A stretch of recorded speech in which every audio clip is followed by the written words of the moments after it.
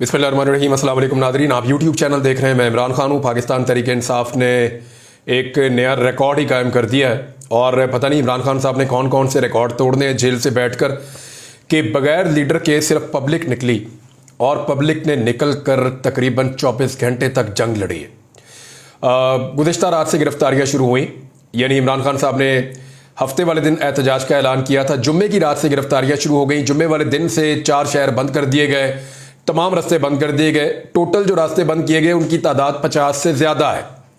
बदतरीन shelling की गई, containers लगाए गए, सारा कुछ करके देख लिया हुकूमत ने, लेकिन हुकूमत मुकम्मल तौर पे नाकाम रही। कैदी नंबर 804 जो है वो फातेह करार दिया क्योंकि उसके लोगों ने हार नहीं मानी। और जब तक इमरान खान साहब ने एहतजाज का ऐलान कर रखा था तब तक पाकिस्तान तहरीक इंसाफ के लोग एहतजाज करते रहे। और जो हुकूमत की जिद थी कि वो किसी सूरत भी लियाकत बाग तक किसी को भी नहीं आने देंगे, तो जो आखिरी वक्त था उसके अंदर जो मनाजिर हमने देखे वो ये थे कि लोगों ने आखिरी कंटेनर हटा कर भी लियाकत बाग तक वो पहुंच गए और लियाकत बाग के बाहर और आसपास का सारा इलाका वो पाकिस्तान तहरीक इंसाफ के कारकुनों से और आम शहरियों से भरा हुआ था। खवातीन की बहुत बड़ी तादाद भी थी। इमरान खान साहब की बहनें खासतौर पर इस एहतजाज में शामिल थी। लाहौर से कारकुन आए हुए थे, रावलपिंडी के कारकुनों ने तो कमाल कर दिया है। जैसा मेरे ख्याल में रावलपिंडी लड़ा है ऐसा तो कोई भी पॉलिटिकल पार्टी ऐसा नहीं कर सकती। बड़े अजीब हमने मनाजिर देखे हैं। लेकिन मुझे रावलपिंडी का आइडिया पता कैसे था? 25 मई 2022 को जब इमरान खान साहब रावलपिंडी की तरफ आ रहे थे, इस्लामाबाद की तरफ, तो उस दिन का मुझे याद है और मैं बड़ी अच्छी तरह मुझे सारे मनाजिर याद हैं कि इमरान खान साहब आ रहे थे पेशावर से निकलकर लॉन्ग मार्च लेकर डी चौक की तरफ, और रास्ते में उनके रुकावटें थी। लेकिन इस्लामाबाद में जितनी भी रुकावटें थी और जो कुछ भी था वो सारा रावलपिंडी के और इस्लामाबाद के शहरियों ने हटा दिया था। उस दिन इस्लामाबाद और रावलपिंडी के शहरियों का पहली मरतबा आइडिया हुआ था कि ये कितने सख्त जान और कितने ज़बरदस्त नजरियाती कारकुन हैं इमरान खान साहब के। तो उसके बाद इमरान खान साहब ने इन पर काफ़ी इन्हिसार किया है और इमरान खान का और रावलपिंडी का जो रिश्ता है वो बड़ा गहरा होता चला जा रहा है। इस्लामाबाद की 3 सीटें इमरान खान साहब ने जीती, रावलपिंडी ने 13 की 13 सीटें प्लेट में रख के इमरान खान साहब को दी। तो ये 16 नशस्तों की कामयाबी है। तो ये एक बहुत बड़ी ताकत है। इसके पीछे लाखों वोट हैं, बहुत बड़ी तादाद में यहां पे लोग इमरान खान साहब के साथ खड़े हुए हैं। तो आज कुछ चीजों का फैसला हो गया, लेकिन मैं कुछ चीजें आपको बता दूं।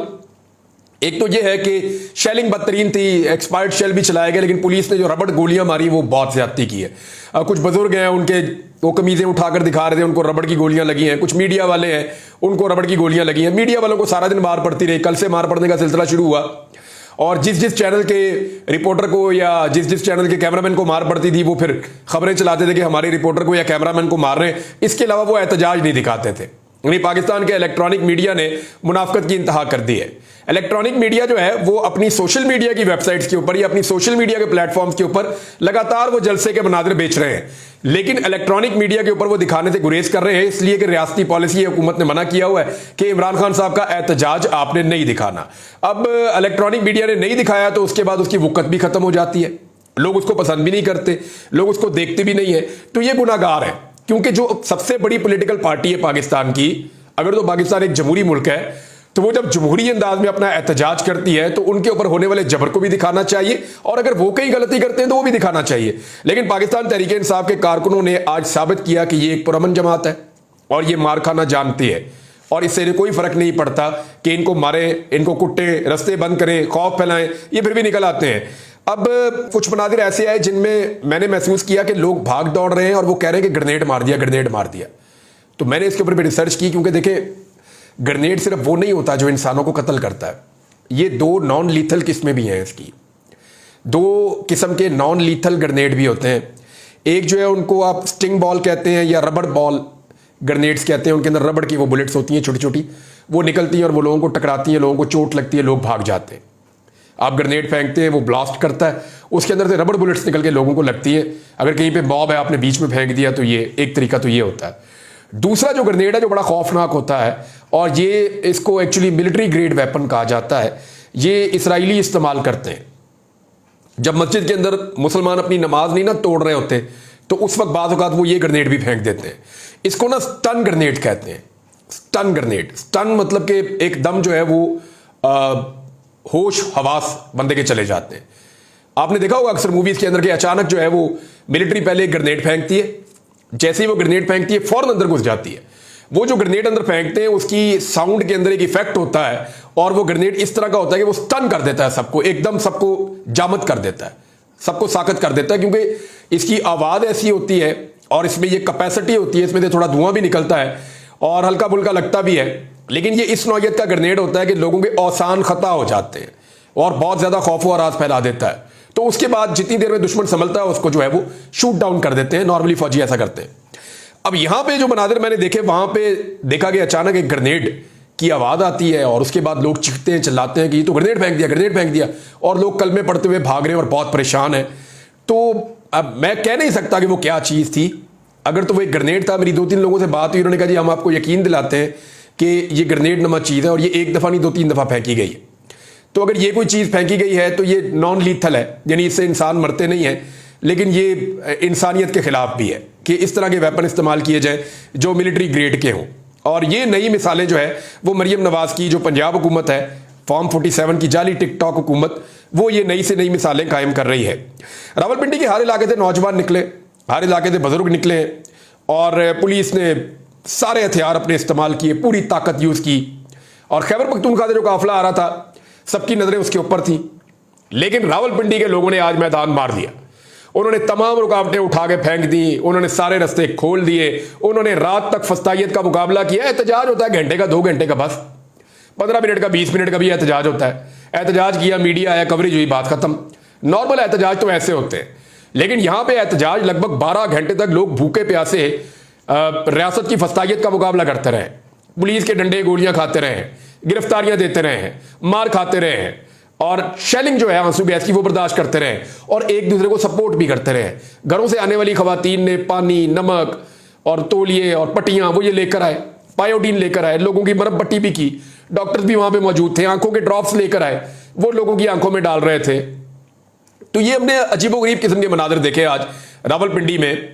यानी पाकिस्तान तहरीक इंसाफ को एक फैमिली के अंदर कन्वर्ट कर दिया है इस मौजूदा रजीम ने।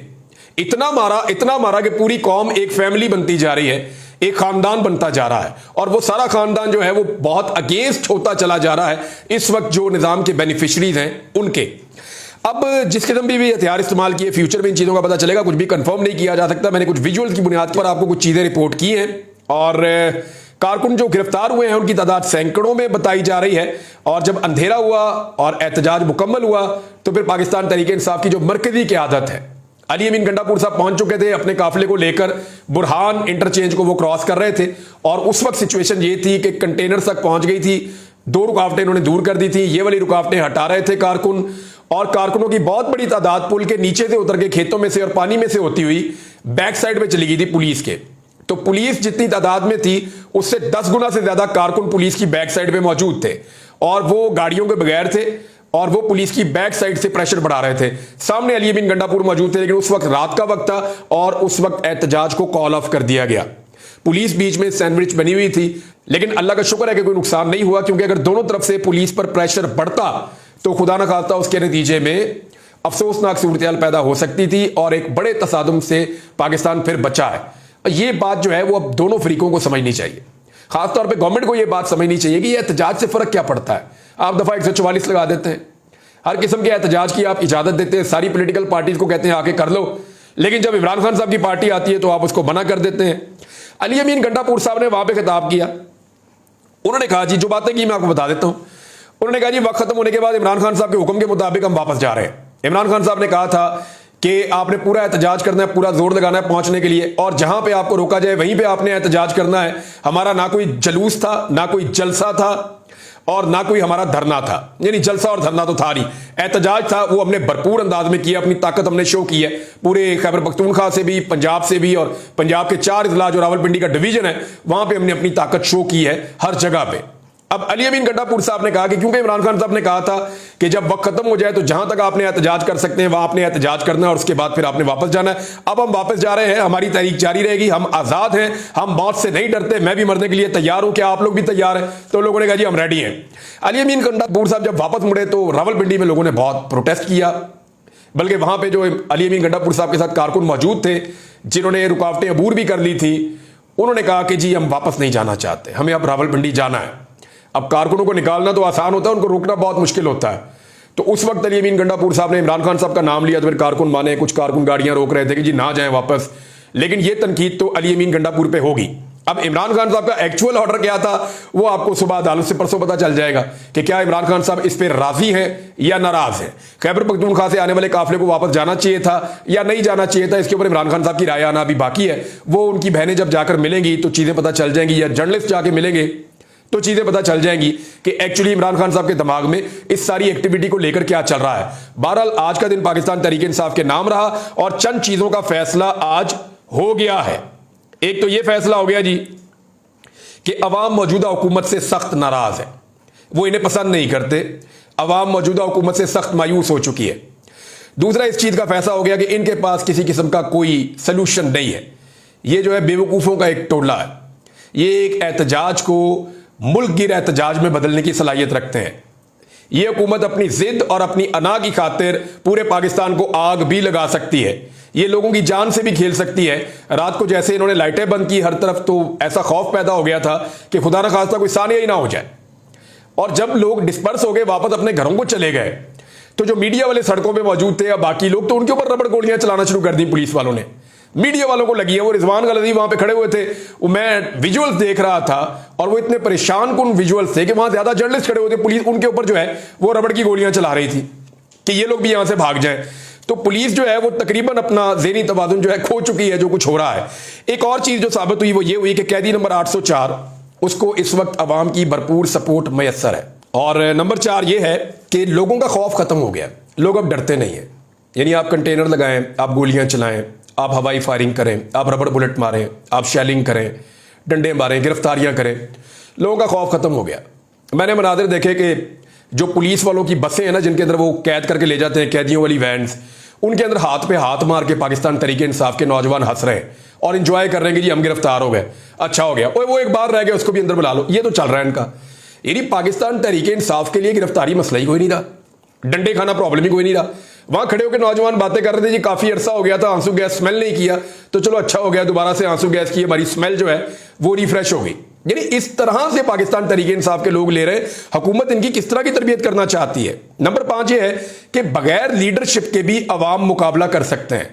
अवाम जो है वो इमरान खान को अपना इतना बड़ा लीडर मान चुके हैं कि उसकी कॉल के ऊपर वो बगैर किसी लीडर के भी निकलने के लिए तैयार हैं, और वो तब तक अमल दरामद करते हैं जब तक कि उनको रोकने की कॉल नहीं आ जाती। अब बैरिस्टर गौर साहब वगैरह ने बाद में, सलमान अकरम राजा साहब ने, बैरिस्टर गौर साहब ने और जो बाकी उनकी क़यादत है, उन्होंने फिर अनाउंस किया कि जी अब हमारा एहतजाज खत्म हो गया, हम डिस्पर्स हो रहे हैं, वापस जा रहे हैं। इसके बावजूद पुलिस चेलिंग कर रही थी, अनाउंसमेंट के बावजूद। अलीमा खान और कुछ खवातीन वहां पर फंस भी गए थे लियाकत बाग के एरिया में, और उन्हें काफ़ी मुश्किलात पेश आई, लेकिन फिर बाद में उनको रेस्क्यू किया गया। नंबर 6 ये है कि इमरान खान जेल से बैठकर जब चाहे, जितने शहर चाहे वो बंद कर सकता है। यानी उसने कॉल देनी है कि मैं फला जगह एहतजाज करने लगा हूं, हुकूमत ने वो वाला शहर और उसके आसपास के बहुत सारे शहर बंद कर देने।